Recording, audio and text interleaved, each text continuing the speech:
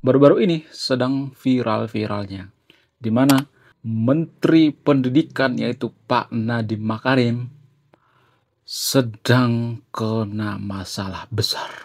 Apa itu? Tersangka korupsi.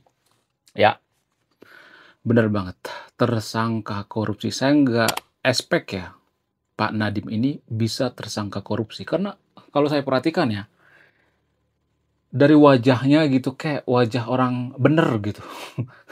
Tapi pada faktanya Nadiem Makarim diborgol dan dijadikan tersangka. Kemudian di waktu yang bersamaan, Menteri Agama yaitu Pak Nazarudin Umar mengatakan, kalau mau mendapatkan duit, jangan jadi guru, jadilah pedagang. Jadi profesi guru itu adalah profesi mulia. Kalau mau mendapatkan duit, jangan jadi guru, jadilah pedagang. Dan ini banyak melukai para guru-guru yang ada di Indonesia. Jadi di video ini kita akan bahas dua tema sekaligus ya. Tapi kedua tema ini berhubungan guys antara mantan Menteri Pendidikan dengan Pak Nazarudin Umar. Kenapa? Karena keduanya bahas tentang pendidikan. Jadi keduanya nyambung ya. Nah, yang jadi pertanyaan kenapa Menteri Agama Nazarudin Umar mengatakan seperti itu? Kalau saya perhatikan ya, mohon maaf ya, Pak Nazarudin Umar ini jarang-jarang ya mengeluarkan statement, tapi sekali mengeluarkan statement salah. Jadi dia tuh jarang banget ya kalau mengeluarkan statement. Irit bicara, tapi sekali mengeluarkan statement ya argumennya ngaco gitu. Ya, kenapa argumen daripada Kemenak ini ngaco? Kenapa? Kenapa dia nggak mengurusi Kementerian Agama aja gitu ya? Kenapa dia mengurusi yang namanya pendidikan? Kenapa nggak dia mengurusi ya di Kementerian Agama yang banyak terpapar oleh radikalisme? Harusnya itu yang dikerjakan oleh Pak Menteri Agama. Kenapa Menteri Agama mencampuri masalah pendidikan? Harusnya kan Menteri Agama itu mengurusi tentang perizinan rumah ibadah gitu ya. Jadi ibaratnya Pak Menteri Agama ini ya, pekerjaannya belum selesai, tapi dia sudah ngebantu pekerjaan orang lain gitu. Jadi ngaco. Kenapa saya mengatakan bahwa pernyataan Menteri Agama ini sangat ngaco sekali? Kenapa dia mengatakan bahwa profesi guru itu sangat mulia? Jadi kalau kita mau nyari duit tuh jangan jadi guru. Menurut saya ini pemikiran yang logical fallacy. Justru di zaman sekarang ya profesi guru itu adalah profesi untuk mencari duit. Kalau nggak bakal ada orang yang mau jadi guru. Mungkin ada, tapi 1 dari 1 juta orang, Pak. Ya, karena zaman sekarang ini nggak bisa kita membayar token hanya dengan, "Maaf ya, saya guru." Nggak bisa nggak bisa. Ya, membayar tagihan listrik dengan kata, "Maaf ya, saya guru, profesi mulia loh. Boleh nggak saya gratis token?" Nggak bisa, Pak, nggak bisa. Jadi, makanya pernyataan daripada Menteri Agama ini perlu kita kuliti. Kita sebagai kaum intelektual, ya kita juga harus peduli dengan pendidikan. Karena apa? Karena salah satu tonggak kemajuan daripada suatu bangsa itu adalah pendidikan. Di mana letak kesalahan daripada Menteri Agama ini? Apa yang salah dengan ucapannya? Kenapa dia minta maaf? Kemudian, bagaimana kronologi daripada kasus korupsi Nadiem Makarim? Apa yang dia korupsi? Apakah ini korupsi kebijakan? Apakah ini karena Nadiem Makarim itu ditumbalkan? Apakah ini karena masalah politik? Apakah ini kesalahpahaman? Apakah nanti Pak Nadiem Makarim nanti dilepaskan oleh Pak Prabowo seperti yang sudah seperti, Tom Lembong dan lain sebagainya?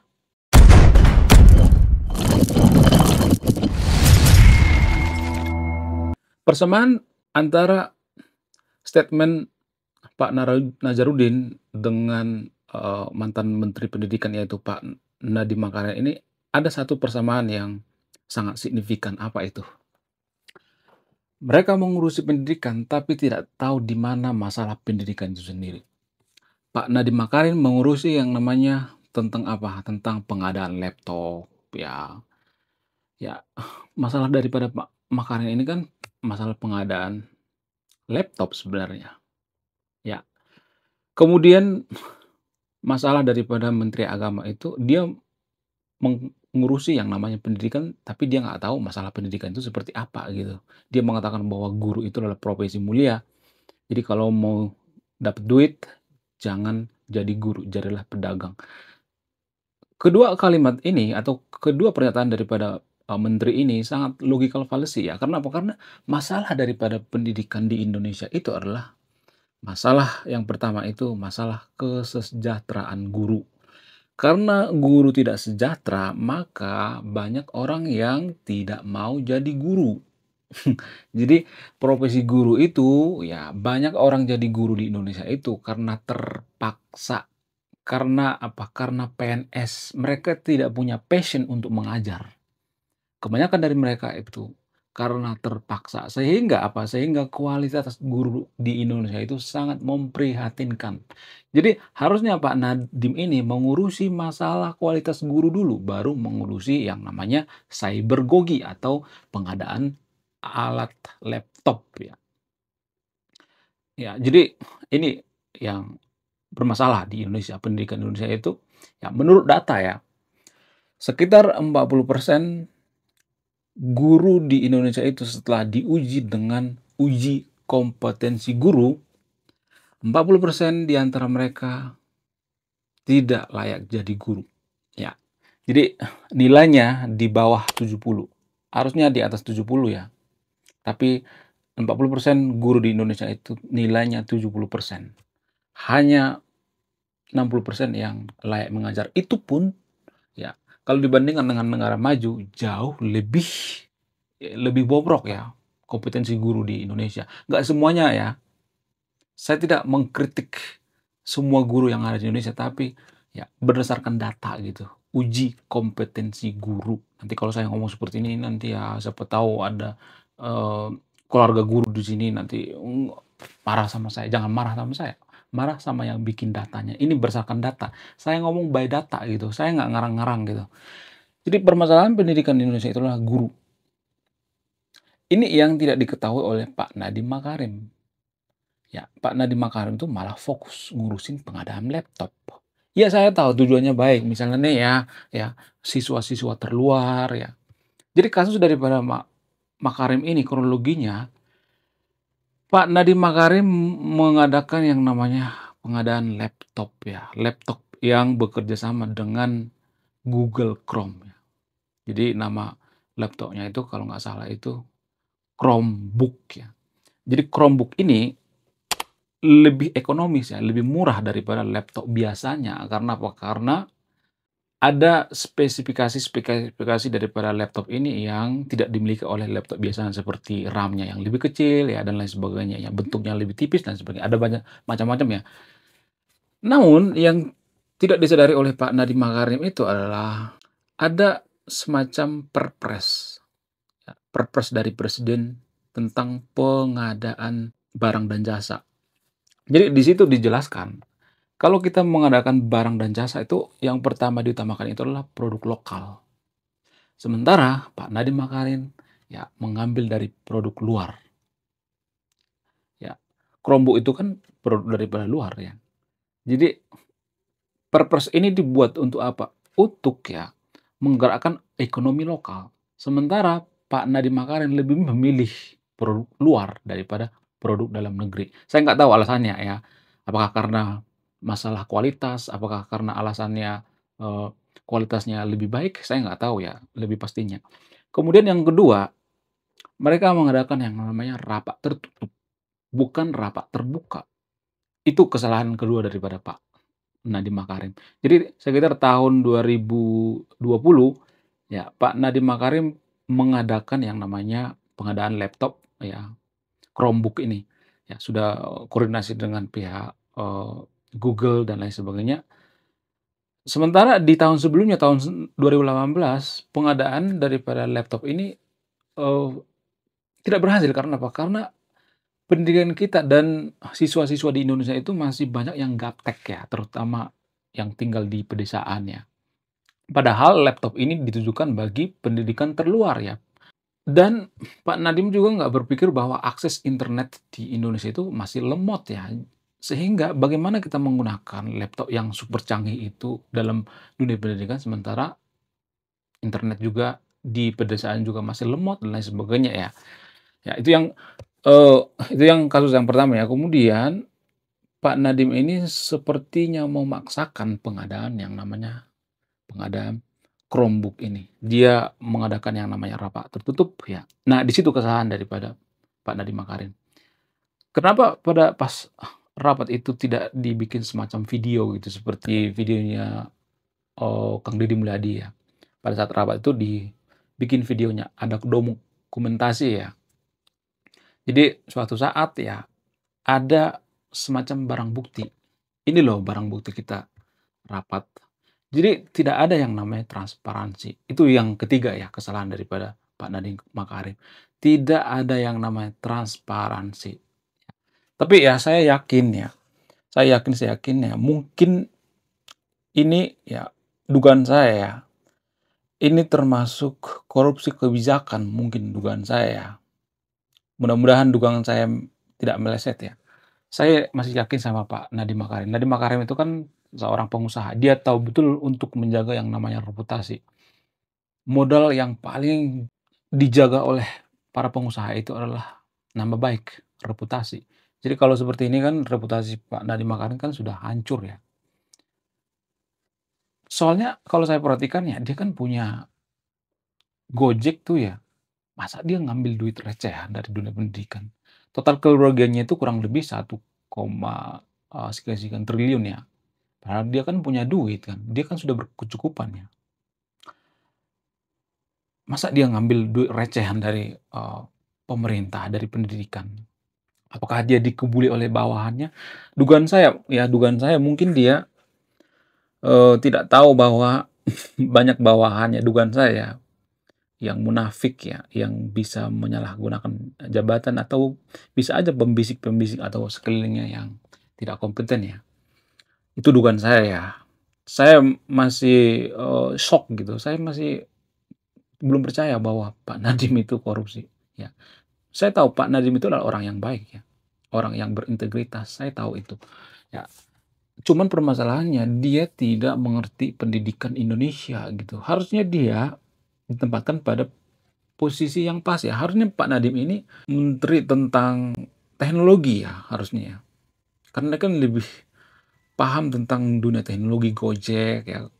Kalau enggak ya Kementerian Digital gitu, Komdigi, harusnya seperti itu ya. Jadi Pak Jokowi harusnya menempatkan orang yang tepat itu tuh pada bidangnya gitu.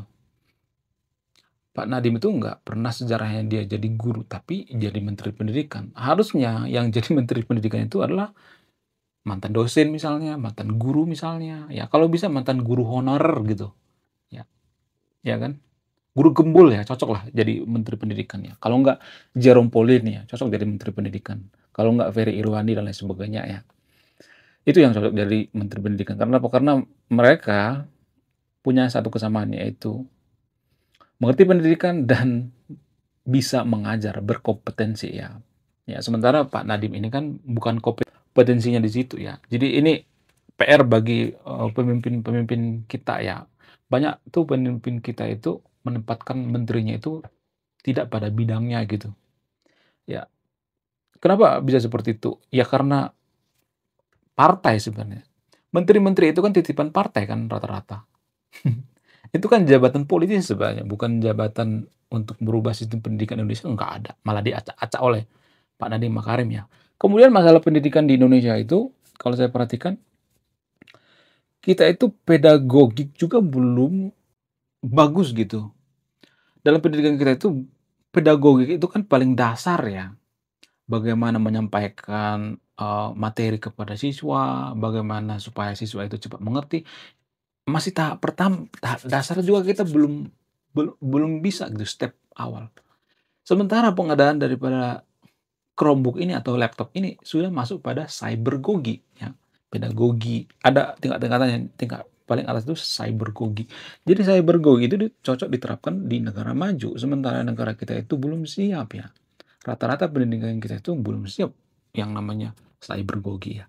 Sama halnya dengan Pak Nazarudin mengatakan, "Kamu mau jadi, guru itu adalah profesi yang mulia." Ya, saya yakin-yakinnya guru itu adalah profesi yang mulia, tapi zaman sudah berubah, Pak. Mungkin di zaman Bapak, zaman boomers ya, guru itu nggak usah digaji. Kalau zaman sekarang nggak bisa, Pak. Ya, sekarang guru itu pahlawan pakai jasa, bukan tanpa jasa. Harus dirubah itu sebenarnya. Biar apa? Biar profesional. Guru itu adalah profesi. Makanya pendidikan Indonesia itu nggak maju-maju karena apa? Karena gaji guru nggak mencukupi. Katakanlah misalnya gaji guru itu 3 juta, sementara pengeluaran per bulan tuh ya 5 juta. Ada juga tuh yang di bawah 1 juta ya honorer ya kan. Dia ngajar di sekolah nggak konsen, Pak. Karena apa? Karena dia dikejar-kejar oleh apa? Tagihan listrik, token, gas habis, ya, biaya sekolah anak, ya biaya membiayai istri dan lain sebagainya. Ya, minimal 5 juta gitu atau katakanlah 10 juta ya gaji guru ya. Itu sangat-sangat eee, aman ya gaji guru 10 juta. Harusnya gaji guru itu rata-rata 10 juta. Biar apa? Biar mereka fokus mengajar dan tidak mencari sampingan lagi gitu. Ya, jadi kalau saya itu dikasih kesempatan sehari aja jadi menteri pendidikan ya, sehari nggak usah lama-lama, sehari. Ya, saya akan bikin peraturan. Apa itu peraturannya? Hapuskan yang namanya PNS. Jadi guru itu sistem outsourcing ya, 3 bulan sekali. Tapi gajinya saya naik gila-gilaan, 3 kali lipat atau bisa 4 kali lipat. Ya, saya akan ngasih gaji guru itu rata-rata 15 juta. Ya, jadi saya akan menyaring guru di seluruh di Indonesia ya, semua dari guru TK, guru SD, SMP, dosen segala macam ya, disaring kembali. Ya, ada semacam sayembara gitu. Ya, pendidikan Indonesia harus dirombak total, direstorasi. Nggak ada yang namanya istilah PNS, semua outsourcing, 3 bulan kontrak. Kalau cara ngajarnya nggak becus, out, langsung dibuang. Nah, dibikin semacam sayembara, tapi gajinya harus ini dong ya, harus timpal dengan kualitas. Maka ya direkrutlah guru-guru gitu dari luar ya, misalnya nih ada nih, orang yang kerja di perusahaan sangat berkompetensi mengajar ya, di sana jabatannya misalnya, manajer ya, cukup ya, fair enough lah 15 juta ya gajinya. Belum penting naikkan sampai 20 juta ya. Jadi gaji manajer di Indonesia itu kan rata-rata, 10 ya, atau asisten manajer ya 10 ke atas lah ya. Jadi sangat cukup lah ya gajinya. Jadi orang-orang yang kerja di perusahaan atau orang-orang yang kerja di luar negeri itu mereka mau pulang ke Indonesia jadi guru. Itu cara memperbaiki kualitas pendidikan Indonesia ya.